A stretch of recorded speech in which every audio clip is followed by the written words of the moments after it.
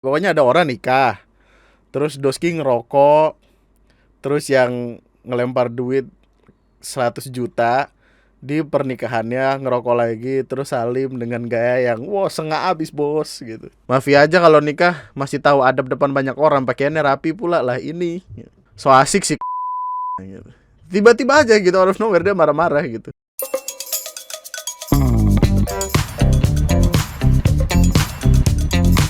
Bapak ini mengaku kehabisan bensin dan meminta bantuan kepada pengguna mobil. Setelah diberi uang seikhlasnya, uang tersebut dikembalikan. Nggak maulah kalau cuma segitu.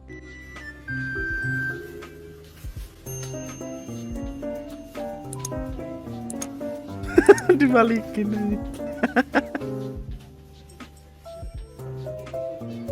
Terus dia tetap mendorong lagi.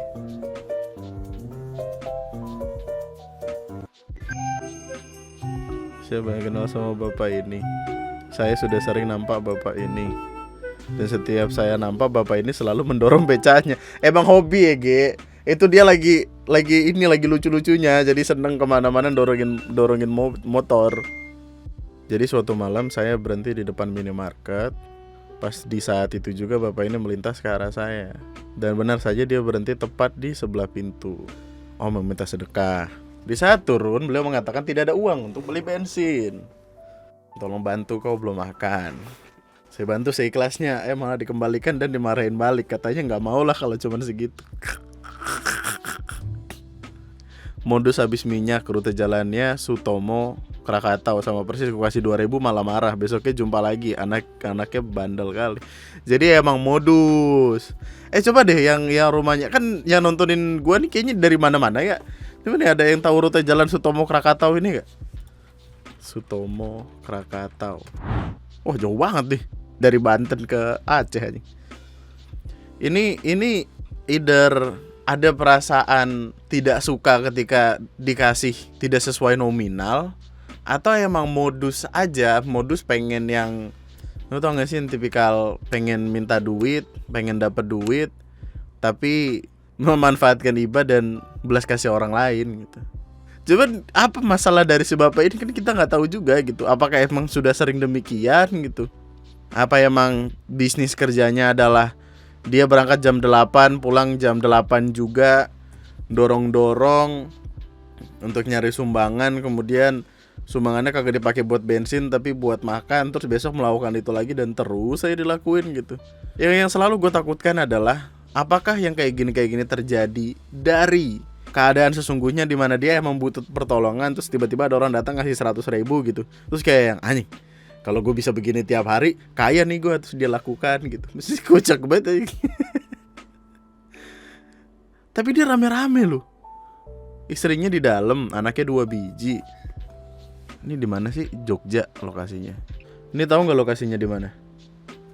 Gimana ya hitung-hitungannya coba. Ini berarti benar lokasinya di Medan. Jadi kayak katakanlah satu orang 2.000 kalau 10 orang udah 20.000. Kalau 50 orang udah 100.000. Tapi sulit sih nemu 50 orang. Tapi mungkin sih. Tapi kalau satu hari 100.000, sebulan udah 3 juta. Ya lumayan itu. 3 juta lebih dari UMR Jogja. Kenapa takarannya selalu UMR Jogja? Mungkin ada yang dari Medan, ada yang pernah lewat jalan ini atau pernah ketemu bapak-bapaknya. Coba yuk kasih tahu sebenarnya apa yang terjadi gitu. Apakah emang ini modus? Kan kita nggak tahu kan. Kita tetap harus memiliki asas praduga tak bersalah kan. Apakah modus? Apakah ini pekerjaan sehari-hari bapaknya gitu, atau emang benar-benar butuh bantuan karena di dalamnya ada istrinya gitu. Apakah mereka tinggal di bentor ini atau gimana kan kita nggak tahu juga. Cuman dengan ngelihat dikasih 2.000 dibalikin lagi nolak tuh kayak yang masa sih? Kan katanya seikhlasnya. Kalau dipatok nominal mah bukan seikhlasnya, itu mah apa? Bayaran. Atas dasar apa juga harus bayar gitu. Kalau perihal kemanusiaan kan selalu seikhlasnya. Kalah Rafathar dinyanyiin satu stadion, Rafathar nangis. Bola kalah. Biasa. Oh iya, jadi gini, ini salah satu kekocakan lainnya sih. Rafathar nangis. Jadi di YouTube atau di TikTok atau di IG gitu, pokoknya kelempar ke YouTube juga. Persija kan Persija lawan Rans FC, terus Persija menang. Oh, dari Lambetura deh. Terus Persija menang berapa, 2-1 apa kalau nggak salah. 4-2 deh. Persija menang, penontonnya Persija teriak, Rafathar nangis. Si Rafathar katanya nangis beneran. Terus bapaknya bangun berdiri muncul, saham Persija 10% dibeli sama bapaknya, kan gitu bro. Jadi kayak saham 10% tuh lumayan bro. Ya at least kalau misalkan ada meeting petinggi pemilik saham, bapaknya datang lah gitu. Aduh, kocak banget ya. Tuh Rafathar sampai nangis beneran. Bapaknya turun tangan. Bapaknya langsung beli aja Persijanya sekalian. Oh, dikuat beneran, bapaknya datang dibeli langsung. Kok bisa ya? Maksudnya segampang itu. Tim bola tuh salah satu tim-tim yang paling mahal gitu. Itu sering keluar duit gitu. Langsung ngobrol sama petinggi.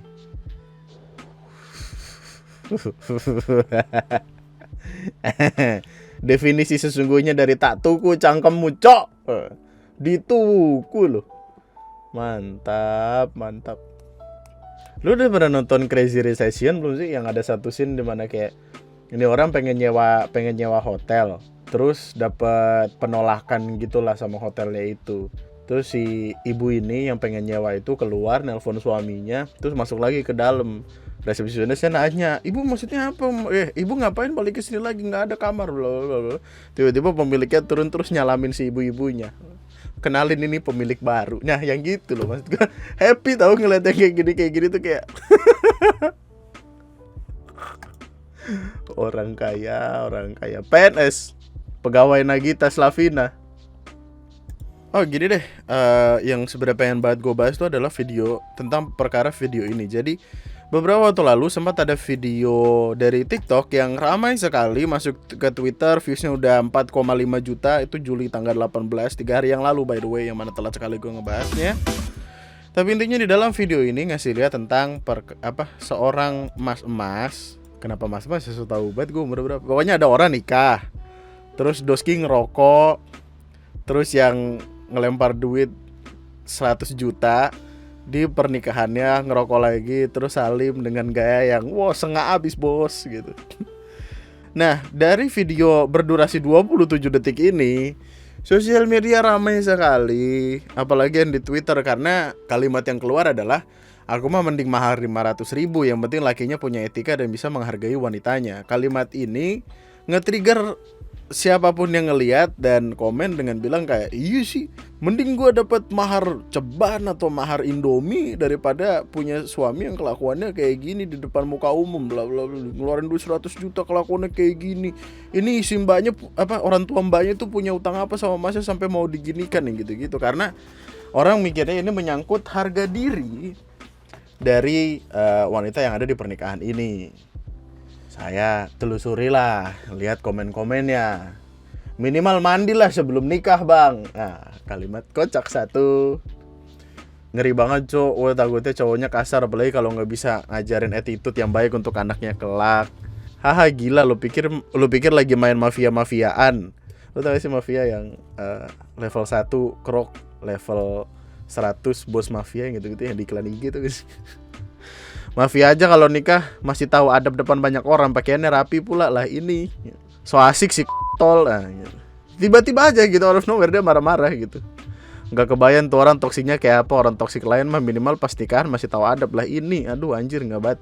Semoga ini konten doang yang nggak beneran. Soalnya kalau beneran mbak, you better run.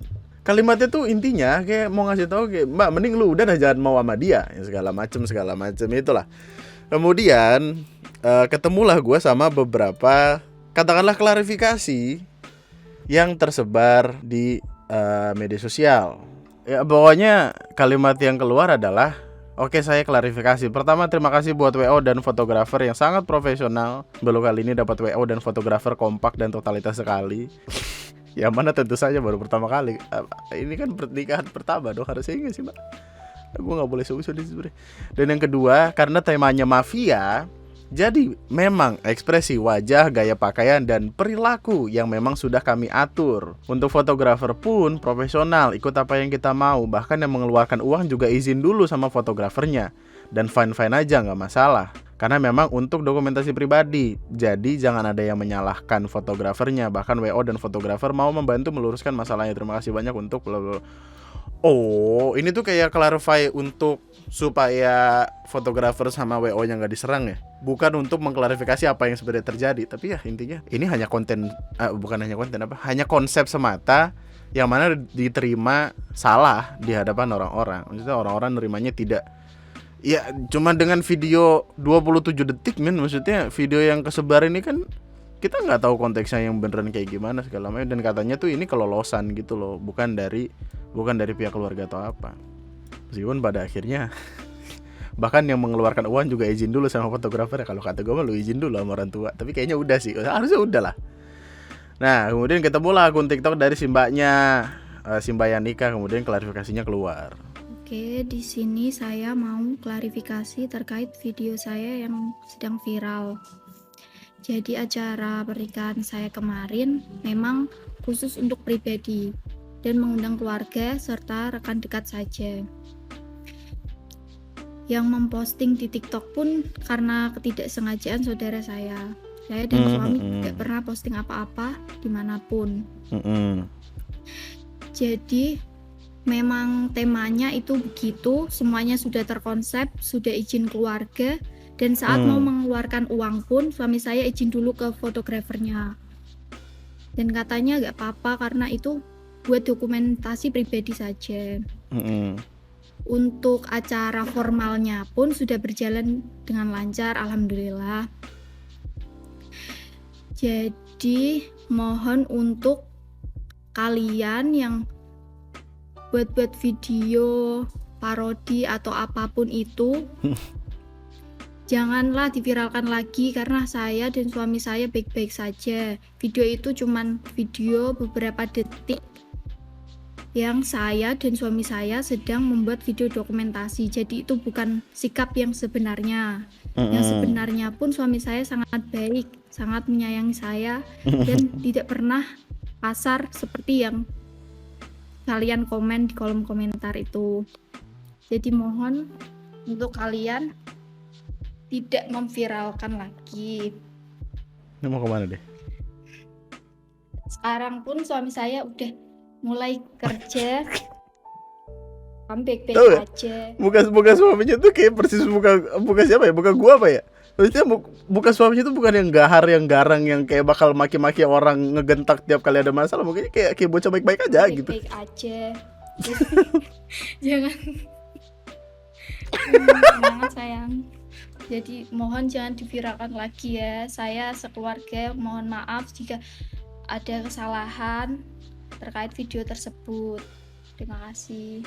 Tahu gak sih, yang ada di kepala gue sekarang adalah dia gak salah apa-apa gitu. Maksudnya ini adalah ini nikahannya dia anyway gitu, dan keluarganya dia udah izin keluarganya menyetujui. Ya kita siapa gitu orang di luar sana yang hanya melihat dari segelit cuplikan video 27 detik kan tidak tahu konteksnya, hanya penuh asumsi dan isinya marah-marah doang. Tapi kalau misalkan dia yang gak kenapa-napa, ya kenapa kita kenapa-napa gitu. Maksud gue ya sih.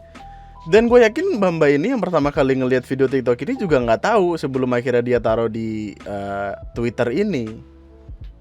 Quote tweetnya, udah itu jelek, mukanya juga sama tuh. Jadi lakinya ini disalahin ya. Klarifikasi dari fotografer, maaf kami mau meluruskan itu semua just a concept wedding dream dari pihak pengantin, karena pihak pengantin tidak ingin meniru konsep pernikahan yang seperti umumnya. Bagus.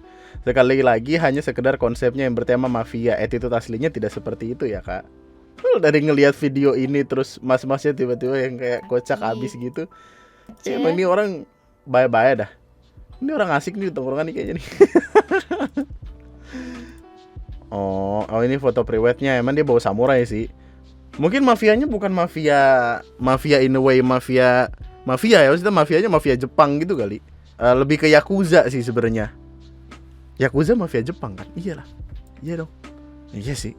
Iya gak sih? Maksudnya, kenapa kita berdebat akan sesuatu yang ya udah aja gitu. Nangis sama kata-kata dari WO-nya beautiful wedding concept.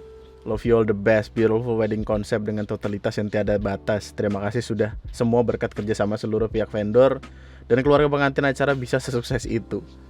Berarti yang kita permasalahkan apa? Nanti itu di luar konsep itu kan orang nggak tahu kalau itu konsep. Bukan, maksudnya sekarang kalau misalkan katakanlah kita sudah tahu nih kalau itu semua segala macam adalah konsep. Terus apa ini permasalahan? Apakah orang-orang membela si mbaknya? Mbaknya tidak bermasalah dengan itu. Mbaknya happy sekarang menjalani hidup seperti biasa. Apa sih kita?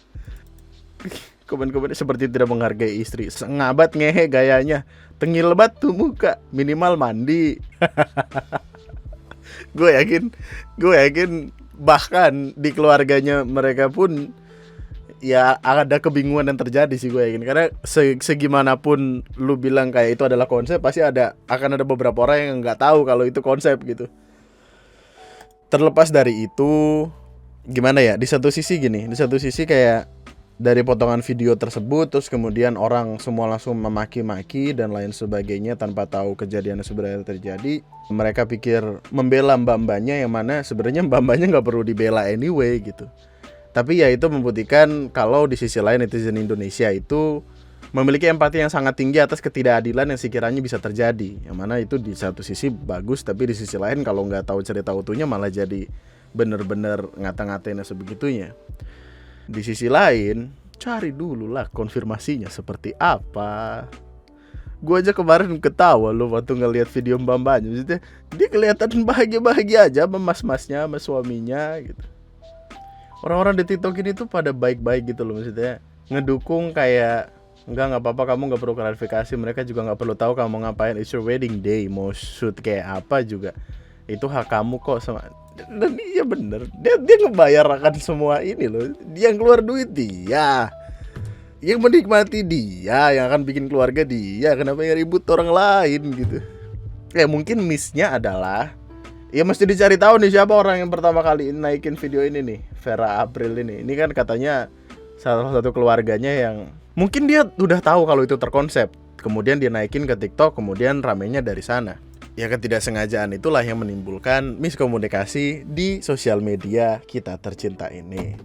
Tapi apapun itu, kita datang lagi ke sebuah penyelesaian lainnya di mana cari tahulah dulu, hayu, sebelum berfokus kepada kalimat-kalimat yang ceweknya mau-mauan aja lah dipelet apa nebus utang. Wah, gitu. Untuk menghindari bermarah-marah ria tanpa tahu apa sekiranya yang terjadi. Mari kita tunggu perkara lain yang sekiranya lebih seru atau seru juga untuk diomongin. Sampai jumpa di video gue selanjutnya. Terserah lu mau nikah pakai konsep apa, terserah lu mau nikah mau gimana juga, duit lu gitu. Nggak perlu ngirauin omongan orang-orang yang kagak jelas atau mereka nggak tahu, men. Nikahlah seseneng apapun yang lu pengen, lu bikin sesuaiin konsep segimanapun yang lu suka, karena ya itu nikahan lu sekali seumur hidup. Ya mungkin ada yang 2 kali, mungkin ada yang 3 kali, kita nggak tahu. Tapi ya nikmatin aja. Itu aja untuk video gue kali ini. Sampai jumpa di video gue selanjutnya. Tetaplah baik saya. Nama gue Andri sekian. Sesuatu yang pada dasarnya diperuntukkan untuk konsumsi pribadi, ya tidak boleh harusnya tidak boleh diperdebatkan kenapa konsepnya kurang gitu. Maksudnya ya mungkin emang dia maunya begitu atau dia nggak ada referensi yang bagus, tapi kan pada akhirnya kita nggak punya hak apa-apa untuk komen dan lain sebagainya gitu. Maksud gue iya nggak sih?